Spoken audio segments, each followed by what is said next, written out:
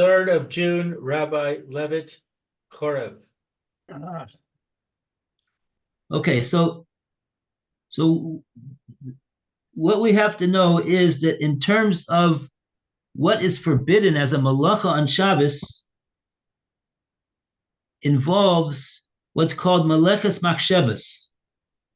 That's what the Torah forbids. The Torah forbids a malacha, which Rav Hirsch says is the execution of an intelligent purpose by a practical skill, as opposed to an act of destruction. Is not a malacha. And he says that there's, in this maleches machshavos, and then he says another definition of what it is. It's the practical carrying out of an idea that shows the dominion of the human mind over the world of matter. And that is what we withdraw from on Shabbos, and as though to say, to give Hashem back the world. That it's an acknowledgement that Hashem is the master of this world. We're not the ones that dominate and exercise dominion over the world. It's a Kodesh Baruch Hu. He's the Balabas. He's the king. He's the master. So we don't do malacha on Shabbos. So there's 3 elements here that Rav Hirsch lists over here that comprise this maleches machshavos. Actually, he has a 4th one we didn't really get to, but in order to explain the difference between these 2 concepts of psik reisha and malach shein tzrika legufa, we're just going to focus on these 3 things over here. The first thing he says is that the action, which is supposed to be a malacha in order to be maleches machshavos, that's what the Torah asers, that type of a malacha. It has to be a conscious act. So if it's something done unconsciously and maybe even unwittingly, so it doesn't qualify as a malacha. Somebody does something in his sleep, or even if he's not actually sleeping and snoring away, he may be fully awake, but he's not paying attention to the fact that he's backing up into a light switch. And if he keeps doing that, he doesn't realize, if he keeps doing that, he's going to turn the light on. So that would be called a misasek, which is not a malacha. It's a unconscious act of doing a malacha, but you can't do it unconsciously. You have to do it consciously. So that's number 1. Number 2, he mentions intention. Now the intent, what? The intention is, what do we mean by intention? He intends to do this act.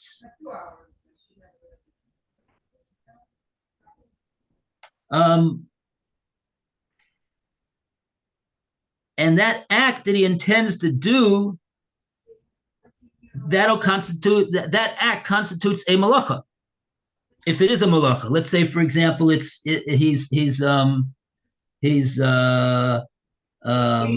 watering the lawn. So what is he doing? He's got his hose over there, and he's putting water on the lawn. So he's intending to do an act, which that act constitutes a malacha of causing the grass to grow. Now,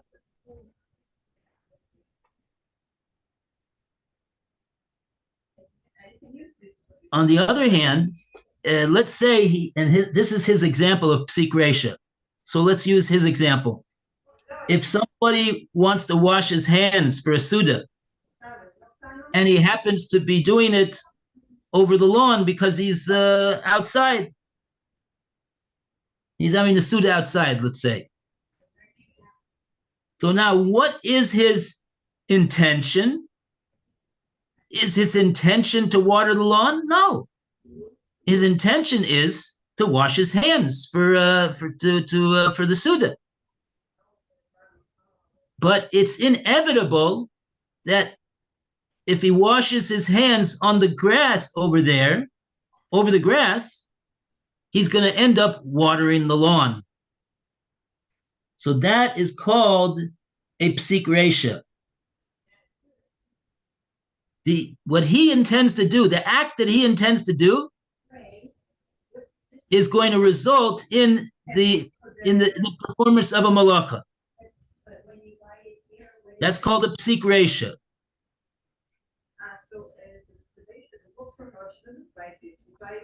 Okay. No, when it's ready, it's not a spray. It's like this.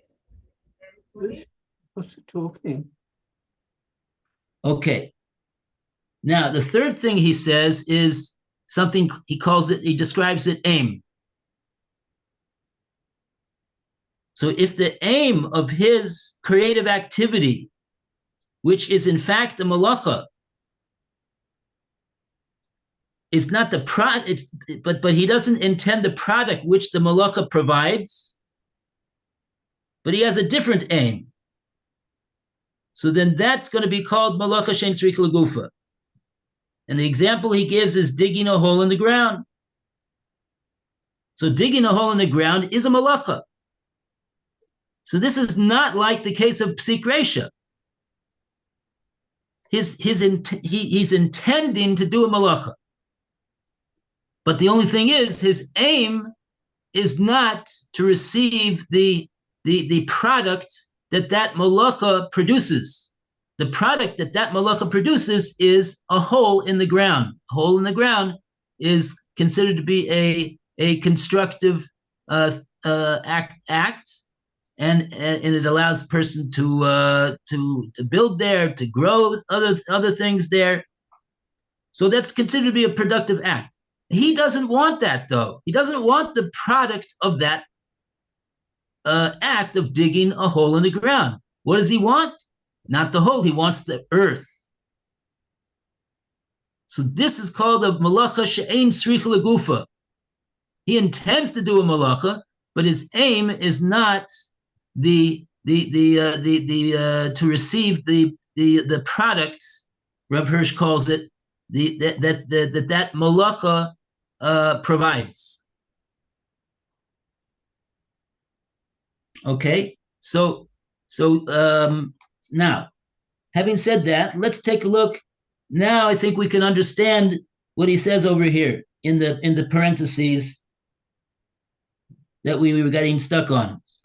He says the relation between malacha shein tzrich legufa and psik resha is this. So he says with the latter, both the productive activity and the product itself are intended. Okay.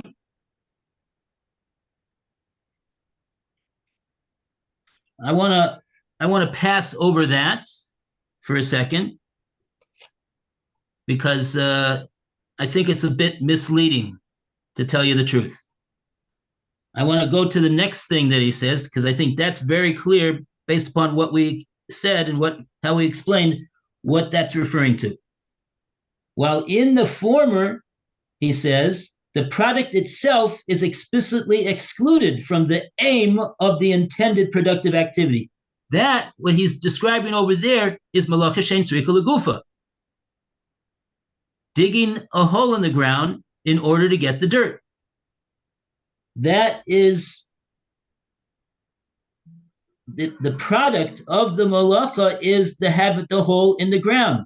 And that's explicitly excluded from the aim of the intended productive activity. He doesn't, that's not his aim to have a hole in the ground.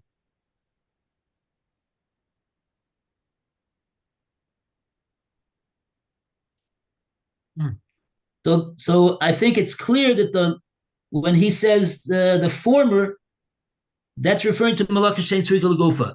So if so, then process of elimination, we have to say that the first thing that he's describing is a psik resha. Now I'll tell you what's difficult about what he says. He describes, or at least the way the translator has rendered it, I don't know exactly how Rav Hirsch wrote it, but let's go back to the first part now. With the latter, and we're saying that that's referring to psik resha.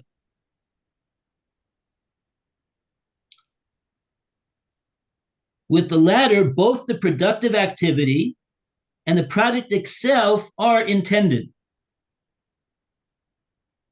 Now, if we think about those words and we compare those words to the case of washing your hands on the lawn, I don't think they fit. And I'll tell you why. Because when he's washing the malacha over there is watering the lawn, the grass. That he's doing an action which is causing water to go on the lawn, and then the grass grows. That's the malacha. But he's not even. We don't even need to say. Not only is he not aiming to get the product of that malacha, he's not even intending to do that malacha altogether. His intention is not to water the lawn. His intention is to wash his hands. And so therefore, I would have thought that he would describe it as follows. With the latter, both the productive activity and the product itself are not intended. The productive activity is watering the lawn. And the product itself is not intended. It's not his intention to have a watered lawn.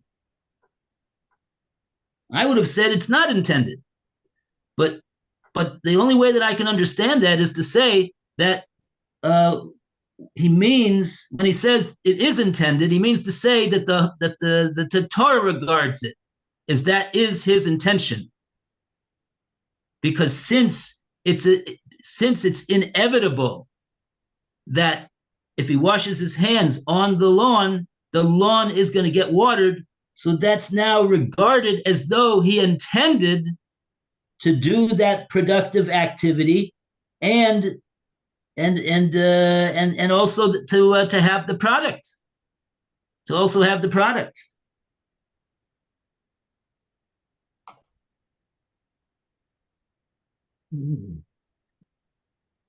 But I think the second thing that he says, that the product itself is explicitly excluded from the aim of the intended productive activity, that's clearly the malacha shein tzricha legufa, digging a hole in the ground in order to get dirt.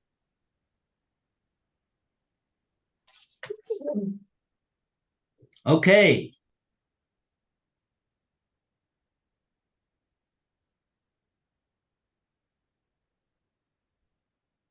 Okay, now, by the way, both of these cases, psik resha and malacha shein tzricha legufa, the bottom line halacha ma'isa is that they are not regarded as being a full-blown malacha that the Torah asers, because they're lacking, because they're lacking in either kavana or they're lacking in intention or aim. Psik resha is lacking the intention to do the malacha altogether, even though it's inevitable it's going to happen. And the malacha shein tzricha legufa, the aim of even though he intends to do the malacha, but his aim is not to receive the product of that malacha. And so since those cases are lacking either the intention or the aim, so it's not it's not a full-blown malacha, because it doesn't qualify.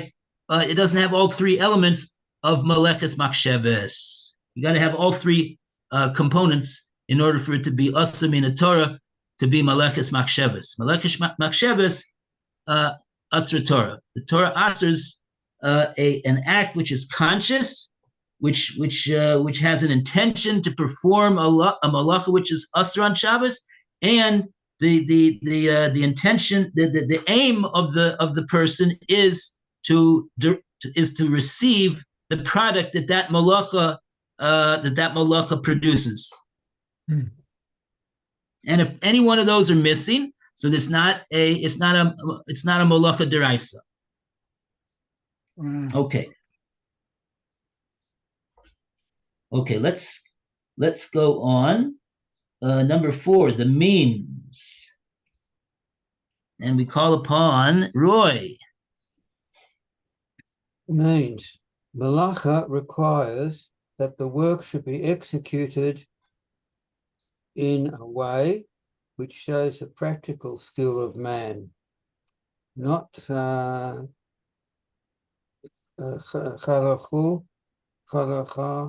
yad. Not Kala'acha yad. Say it again, please. Kala'acha yad. Kalacha yad. Is that right? That is in an impractical manner. The work should be executed the way which shows the practical skill of man, and not by the cooperation of two people in activity which can be carried out by one. So we should be able to do it, and by himself if it is something that can be done by us. Now there's number 5, shield. All right.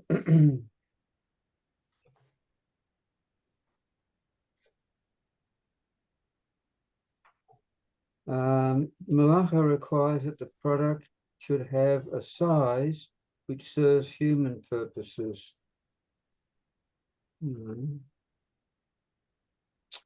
6, realization. We don't have examples. Malacha requires that the realization of an idea does not fall short of the intention. Na'ashis machshavos. So all this is nothing but the analysis of the essential concept of Shabbos.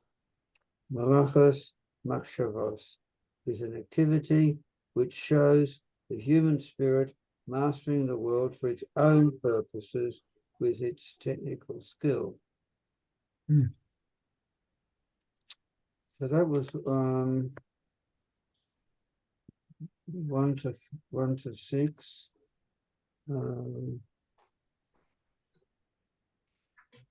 Talking about the activities that are describing them. Then there's number 2, section 2. Kol makalkin. All the makalkalin, Peturim. Peturim. Kol makalkalim Peturim. This also arises directly from the Shabbos idea. To constitute malacha, the activity has to be productive.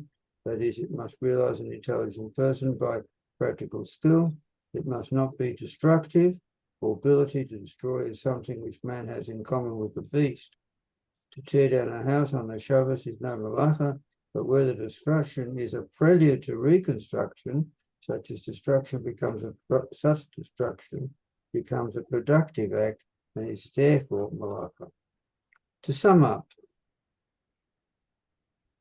only an activity which covers the aforementioned conditions is called a malacha proper, and if done on the Shabbos, incurs death and excision according to the law of the Torah, which considers the performance of a malacha on the Shabbos day a denial of God and a negation of the Jew's vocation on earth. However, except where there is no consciousness and intention, certain other activities too, although they are not malacha proper, have been drawn by our sages into the prohibited range. Since these activities border on the malacha, say they are prohibited by the power of Mara de Rabbanon, rabbinical decree, and we refer to back to chapter 78. Offered on to chapter 78. Yeah. Okay.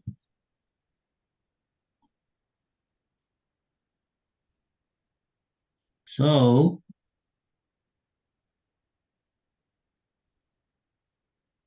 good. So we can go weiter. 147. You go to Mayor. Okay. For similar reasons, various things are forbidden on Shabbat by rabbinical decree, because they border on malacha, two, because they easily lead to malacha. In the first category, our sages have included in the prohibition everything which can be classed under the concept of production and change, even if it is only a change in relationship and designation. For example, they forbade the taking up of that which was not designated for use at the beginning of Shabbat, tiltul muksa. This is a widening of the concept of malacha, which really covers only an objective change, to include a mere alteration of man's attitude to a thing in relationship with himself. The basic malacha of hotza'ah, namely the removal of an object from the communal domain into that of an individual, and vice versa, which is also only a change of relationship in space, forms a simple transition to this. Another example is the extension of the concept of direct production to include that of occasioning it indirectly, amira l'nochri. The law of the Torah, which makes a man responsible for the productions of his servants or his animals, forms the transition to this. There are various similar cases. The activities include under section 2 are self-explanatory. Everything which is prohibited on the Sabbath by decree of the sages, midrabanan, is called shavut.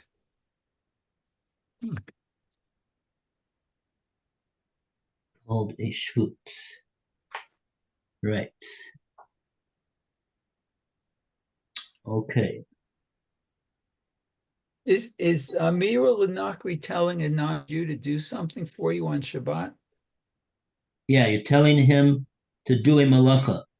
Ah, okay. So that's asur midrabanan.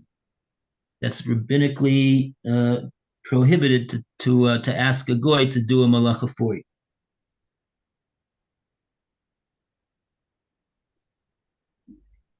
Okay. Okay.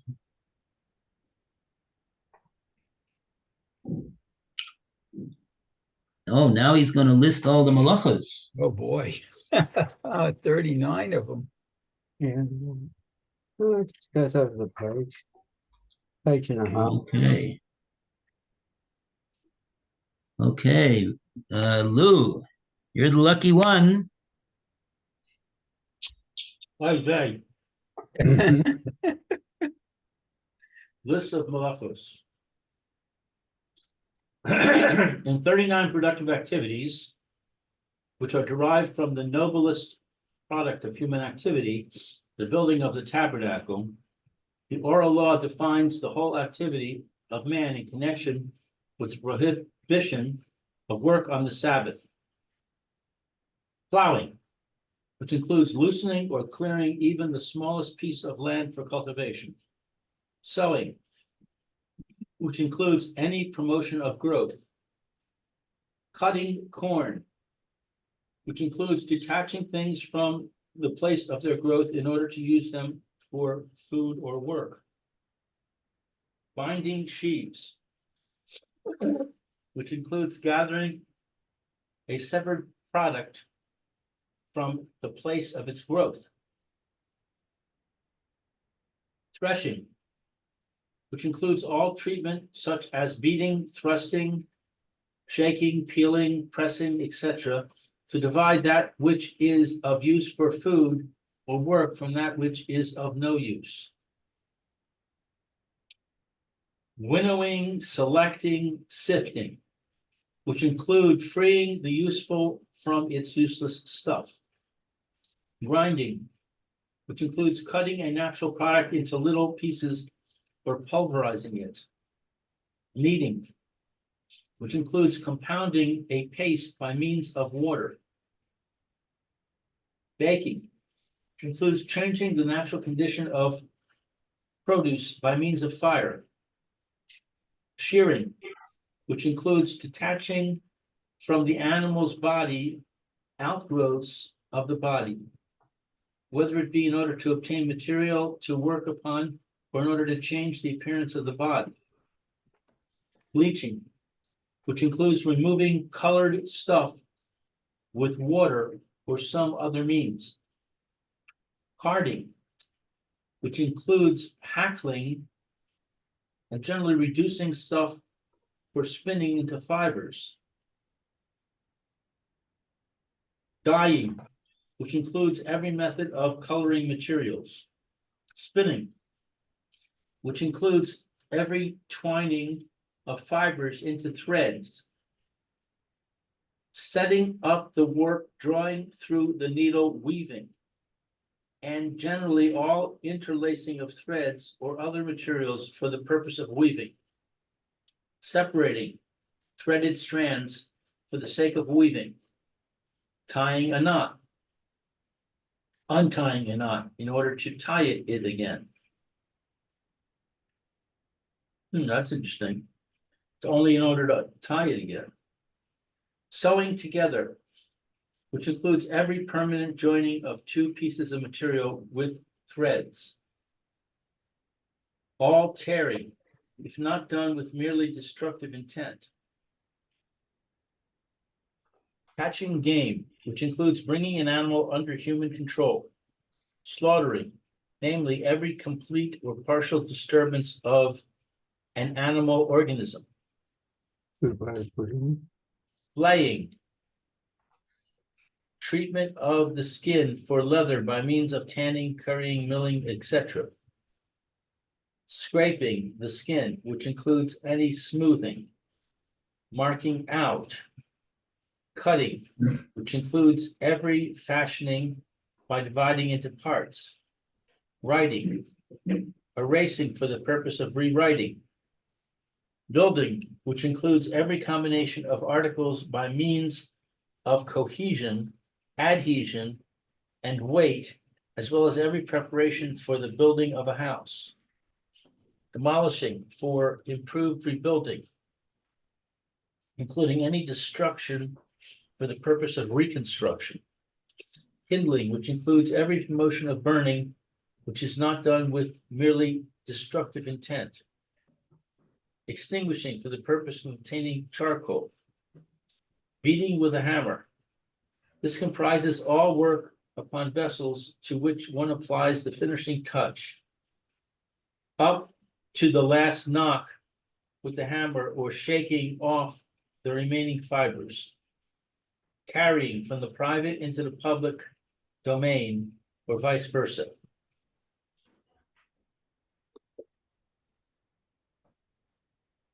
Okay.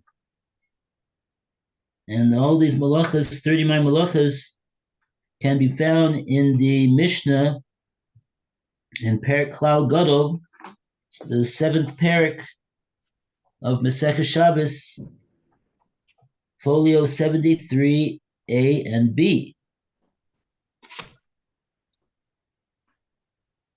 Okay, now we got a few minutes left. So we go to 149. Additional notes. I guess about the malachas. That's a Alan, you what? very long paragraph. Let me read again. Okay. No, but it's several few pages. Additional notes. We shall now mention a few matters, some of which need to be noted from a practical point of view. We shall also mention some of the Shabbat ordinances with their corresponding malachos. Sowing. One should not scatter seed on untrodden places which are liable to become wet, or soak barley and wheat in water for a lengthy period. Likewise, one should not place in water flowers which open up in water, nor water them, but this is allowed with edible herbs to stop them from withering. Cutting corn, malacha, to pluck off moist excretions from vessels, etc. To pluck a plant from a perforated flower pot, to take out honeycombs, to pluck a plant from a non-performed flower pot, change its position from the ground to a wall, and vice versa. To climb upon, move, or make use of any plant which is still firmly on the ground. To smell plants used for eating in Shabbos, but not plants used for scent. Wheat, or even to move fruit which has fallen on the Shabbos. Riding was permitted to place cattle on a meadow, to walk on grass, to pull out loose plants which have been stuck into sand for preservation, and without the intention of making them take root. Binding sheaves, malacha, to press out wine and oil berries, milking for the animal's sake, which is permitted through a non-Jew, but the milk may not be drunk on the same day. To press out fruit, the produce of which is usually or will now be used as a drink in unmixed state, to press out liquids from some material and to gather them up. To drink juice which has flowed from the vine grapes and olives on the Sabbath, and the same applies to other fruits if they are designated for the preparation of drink. Permitted to press out wine and olive berries into food, to remove liquids from preserving or preserves by pressing them out. Okay. Very good. So we learned a little bit about malachas of Shabbos today. There's Hashem. We've got a lot of malachas that are derabanan prohibited in order to be offense.